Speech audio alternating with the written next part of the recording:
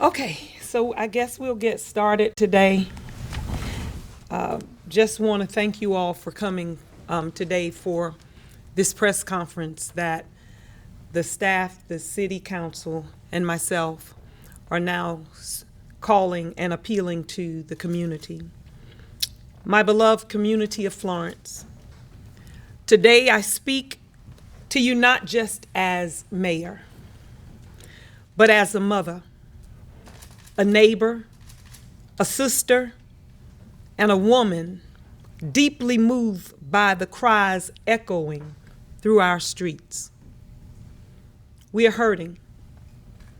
To those who have lost loved ones, our heart aches with yours.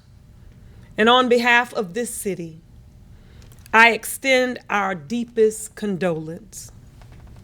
We are with you. We are you. And too many of us are picking up guns before picking up wisdom or a vision for our future. The streets are speaking louder than the wisdom in our homes. And this must change. I'm calling for everyone who holds influence in our communities, not just the police, not just the elected, but the respected. Gun violence is not a police problem. It's also a community problem. This problem demands a community solution. So with that being said, to the club owners, you see our young men and women night after night. You know the ones that are headed down the wrong path. Talk to them. Reach out to them. Offer wisdom, mentorship, shelter. Make your space a safe haven and not a battleground. To our drug dealers, our shot callers, our gang leaders, you know the game. You know what it cost. You've seen what a casket looked like with a brother, a sister, or a friend on the inside. I am asking you, with every ounce of hope in my heart, help us to stop this. Use the same power you have to influence to intervene. Pull these young people to the side and speak life to them. If you remember what it felt like to be ignored, to be angry, to feel like no one cared, then you are exactly the ones that they will listen to. To those of you who have been incarcerated, who have walked through the fire and you've come out changed, you have a testimony. Tell it. Share it. Let these young people know prison is not power and death is not a destiny. They need your voices now more than ever. To our faith leaders, and I must say, I applaud the faith leaders that have showed up here today. We applaud you. We are appealing, and you came. You showed because you cared. But to our faith leaders, our teachers, our activists, and our elders, the time for silence has passed. Wisdom must rise. It must rise in the barbershop. It must rise at cookouts, in schools, and on the corners, and in our churches. We can no longer wait for someone else to save our communities. We are the ones that we have been waiting for. Florence, we may be broken, but we're not broken, we're bruised, but we're still standing. And from this place of pain, we will rebuild peace. Together, I ask each of you today, what will you do? to stop this horrific, violent crime, gun violence? What will you do to help us stop that? The streets are watching. Our children are listening. Let's make sure they hear something worth following. Now, with hope and with strength and with a deep love for our community, I appeal to each of you today. I pray like never before, and I pray that you will pray that the hearts of those who are committing these crimes will change. I thank you from my office, as mayor, and our city council. We will now call up Chief Heidler. Good afternoon. Thank you, Mayor. Ladies and gentlemen, I want to give you a brief update on some of the things that we have going on in regards to the shooting in the 100 block of East Rough Fork Street. You may have received a notice from Captain Starling. He sent that out to all of your media outlets, but we have secured a warrant for Floyd Anthony Dingle. He's also known as Mookie. This individual is charged with attempted murder, possession of a weapon during a violent crime, possession of a weapon by a convicted felon, and breach of peace, high and aggravated. His victim is clinging to life. He's in critical condition. What is concerning to me is this individual was out on bond for a previous attempted murder. These are the type of things that the mayor is talking about. We all need to work together, and we need to work within the judicial system, and we're going to be getting together with our solicitors, judges, and others to talk to them about the things they can do to help us out in law enforcement. If you come to Florence, I can tell you, I've talked to the sheriff throughout the investigations that they have. They've had 3 shootings this weekend, and they have made 3 arrests. The fact of the matter is, you come to Florence and you commit a crime, you're going to get arrested. And we're going to do it. We're going to do our jobs. But we need the help of the community, just like the mayor talked about. The sheriff and I have a violent crime task force that has been recognized last year and this year in 2023 and 2024 by the National Criminal Enforcement Association, last year in California, this year in Charleston, for removing the most guns off the street under the national conditions. Top team, our little team here in Florence. We are working it. We have developed a PD Law Enforcement Criminal Intelligence Council. We get together with other agencies throughout the PD region, and we talk about crime and the crime that's flowing not just within Florence City and Florence County, but those things that are coming from other counties surrounding us. So we're working, we're doing our jobs. Criminals need to know that come to this area or are from this area that we are going to solve a crime if you're involved in it. We also enjoy the support of our city council. Council has graciously embraced technology within the police department. We have numerous flock cameras that are up right now, and so does the sheriff's office. And those flock cameras are tag reading cameras. And we're utilizing them to solve a multitude of cases. We got all of our flock cameras. We entered into an agreement like last March. By July of last year, all the flock cameras were up. From that point until March of this year, from July until March 1st of this year, we arrested 48 fugitives utilizing flock. Flock identified 48 fugitives in vehicles.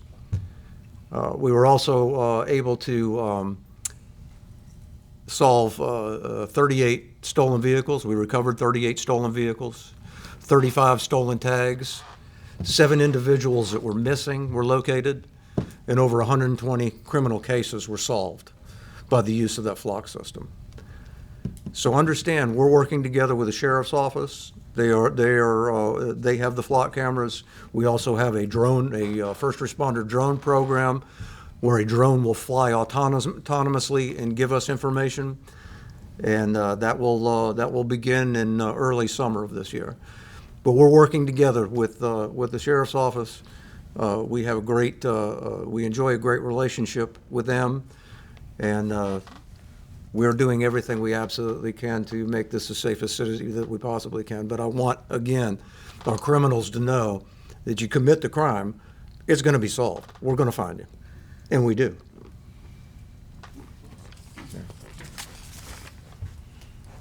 So I want to open it up for questions. If there are those that would love to ask questions, the floor is open at this time. Yes. How do you resolve the bond issue? Because they have, if you're charged, you have the constitutional right to a bond in your freedom. Mm-hmm. How is that resolved so that the worst of the worst aren't out there continuing to commit?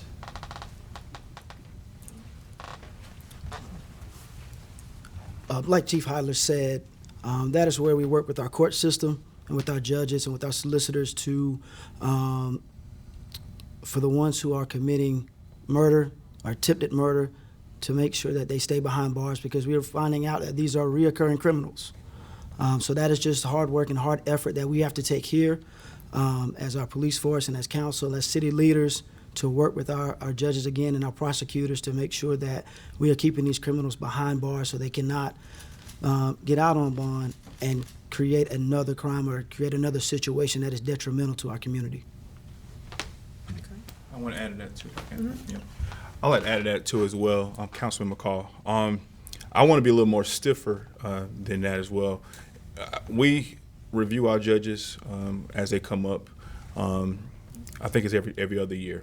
I think we have been very transparent with them about how we wanted the city of Florence to be viewed in regards to violence.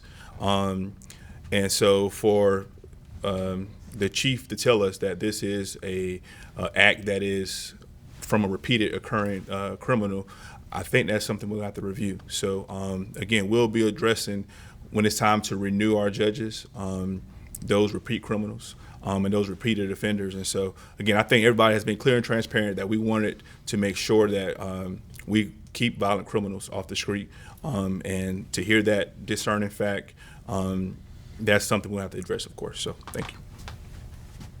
Thank you. Are there any other questions? Yes. Yes. Yes, ma'am. Okay. I know you guys kind of emphasize this as a community effort, with club owners, everyone in the community, churches, etc. Is there anything else that you guys can do as a council and a city government, or that you guys plan to do to address the violence issues, or anything that you have kind of in the works? Or there are a lot of things that we're going to do. There are a lot of, I gave you all for a while now a 5-point plan, but we have in this room, I think, about 6 pastors. We will form a partnership with churches, and I'm just super excited to see them coming through the door. When they were coming through the door, I'm like, reinforcement has arrived. And so I'm super excited because they connect with the people. When we have all of the different entities that touch our community, we're on one accord, and that's a big task. And so that's one of the things that we will do. But oftentimes we look to the same people to resolve a problem, but the missing piece is those community people that can tangibly touch those and have influence on those who are committing the crime. And so we are, with everything we have, asking them to please help us solve this problem. Their grandmothers and aunties and family members are living in the same community that they are destroying. And so we want them to just think about what they are doing. But we will have our camp that will go on this summer. We have incentives that we are doing for the police. We are doing bonuses with our police so that they will have longevity.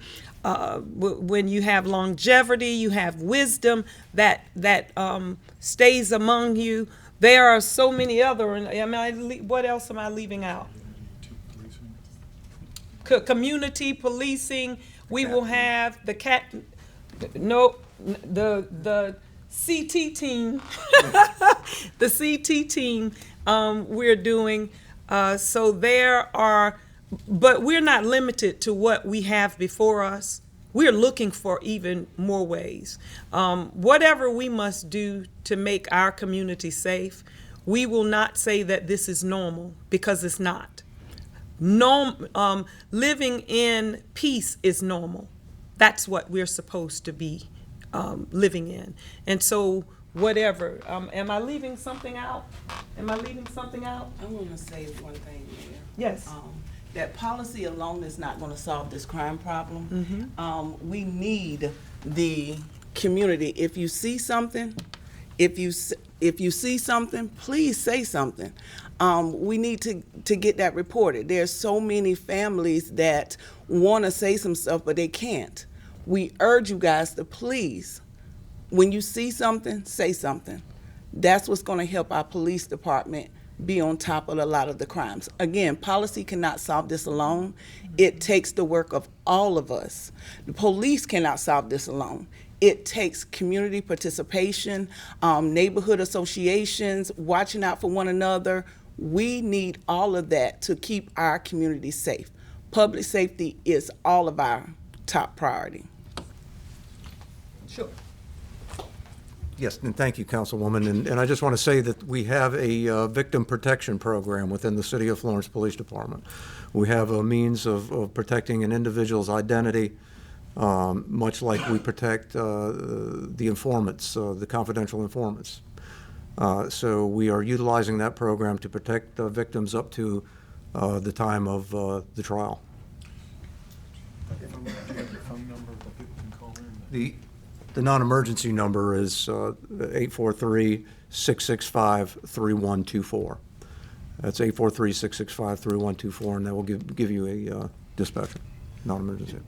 Can the judge condition their bond so that they cannot be in the clubs if they're out on bond, which would give you, the police, another tool to keep it, to, once again, get them off the street? Yeah, the parameters from which, I don't know what parameters that they operate under in regards to that, but I would assume that they could put stipulations like that on there. I'm not sure. I'm sorry. Yeah, they can, but typically, we are just a policy agency, but they have to have judicial independence, and typically it's kind of unconstitutional to restrict people's movement outside of just no contact with the victims. But that is a good idea, but I do think they do have to have their own judicial independence when making that decision. But we want to be clear that we don't want to be letting violent offenders out on bond to recommit another crime. Yes, ma'am. Yes, I have a question. You said, Councilman McCall, about the judges allowing bond for repeated offenders. Yeah. How many judges are there for the city of Florence? We have one full-time judge, that's Chief Judge Woodson, and we have how many part-time? Six part-time judges, and they all rotate throughout the week. But the full-time judge is our chief, and the other part-time ones rotate. But they all do set bonds for criminal court.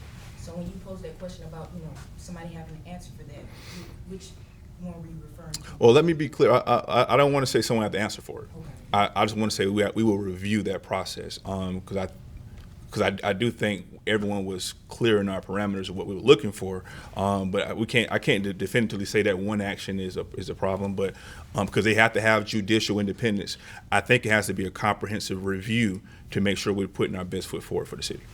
Yeah.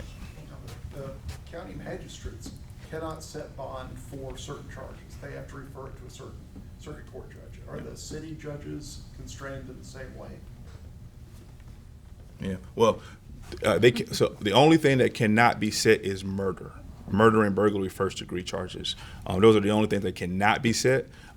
Everything else can be set by a county magistrate or a city court judge. but just those particular charges. So attempted murder is not a capital offense, so therefore bond can be set. However, I think in these type of trying times, we don't want to see people out on attempted murder and do the same thing again. So, but bond can be set for an attempted murder, but not for a murder charge. Yes. Aside from the shooting yesterday morning, all these shootings in the past week were in the county. Why is it important for the city to step in, and are there any efforts you all have to work with the county on those community efforts? Yeah, it's very important because we work so closely together and because the shootings were so close to city limits. And like I said before, I talked about the PD Criminal Intelligence Council that we have every month, the meeting. That's very important to us to get together with law enforcement, and we work so closely with the sheriff's office. The information that they get is going to correspond to something that's going on in the city. So we have that great relationship with them. The sheriff and I were in communication during the entire time that they were involved in that, once he was able to communicate with me while they were busy.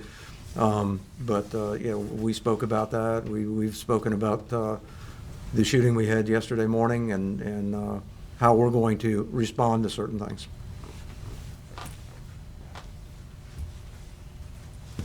We will open up to the public. Yes, ma'am.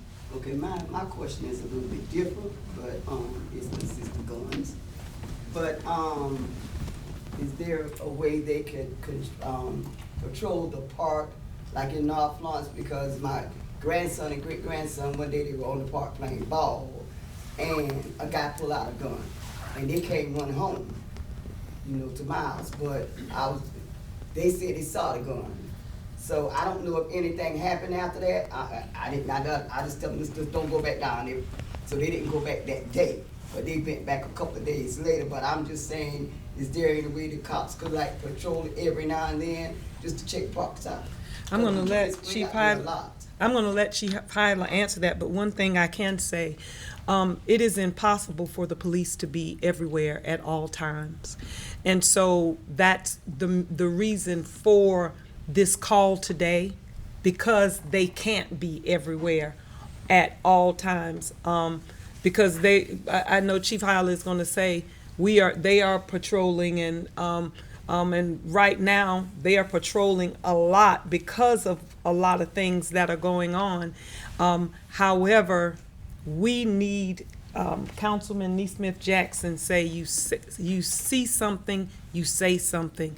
It is very, very important that we get phone calls, because if they don't know about this, oftentimes because we become immune to it, we see it and we say, just go home, just stay away, and there's never a phone call.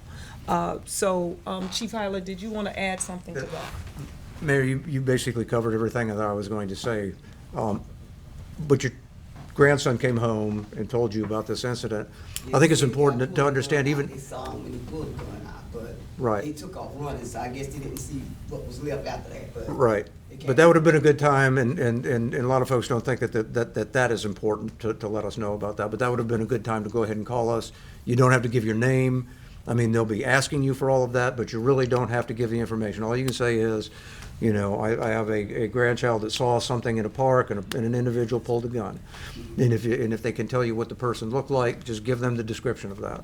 And that'll put our officers in that area, and if nothing else, you've got that visible blue and white that's in the area and may deter something.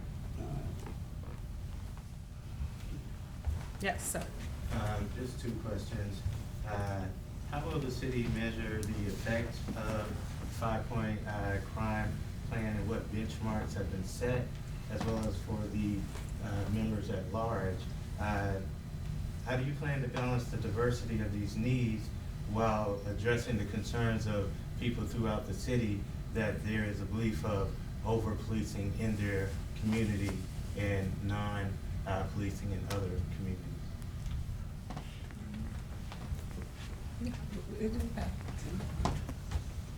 Well, one of the things we're mitigating all the time is with our communities is the neighborhood watch associations. In the areas where we have the greatest amount of violent crime is where we actually have the greatest participation.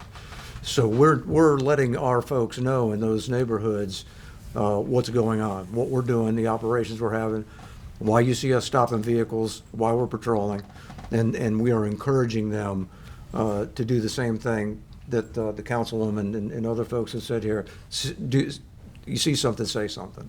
And that's where we can really get into the community and do that. And we encourage folks to participate in those neighborhood associations. And what was the first part of that question? Will there be measurements and benchmarks released by the police of, the effect of these new 5-point plans so that we can see exactly what's going on? Well, certainly the measurement will be the normal measurement that you would see, and that would be the crime levels. Has there been a reduction in crime? Are we seeing success in these areas? And that will be done by year-on-year basis. And we're seeing success in regards to the our task force. We're seeing a lot of success with the task force, and that's measured obviously by the number of weapons that we've taken off the street in this area, and them getting nationally recognized for that. That answered all of your questions? Yes, ma'am. Is it confined to one area? I live in the north side area, and lately it's been a lot of gun shooting in that area. Is it gang related, or have you decided, what's going on between Roughwood Street, Bradford, Wilson Street, Robert Street? It seems to be confined in those areas. Yes, ma'am. What are we finding? Well, yes, a multitude of what we deal with has to do with drug operations, whether it's gang-related or not. Often it's difficult to tell whether somebody's in a gang or not, but we have a very astute Special Investigations Unit, which consists of narcotics officers, and they are regularly developing information, and they too are working with the Sheriff's Office as well as the federal government and the DEA and the FBI. And we're working diligently to identify members that are gang members. So yes, we're working very diligently in identifying those. But the task force is in those areas on a regular basis, and they've actually done a lot to reduce the number of shootings. Very good. Thank you. Is that it? Okay, for those members who did not get a chance to speak, are there anything that you want to say? Okay, so our I would say something real quick. okay, I can pull it there, I can try to talk loud.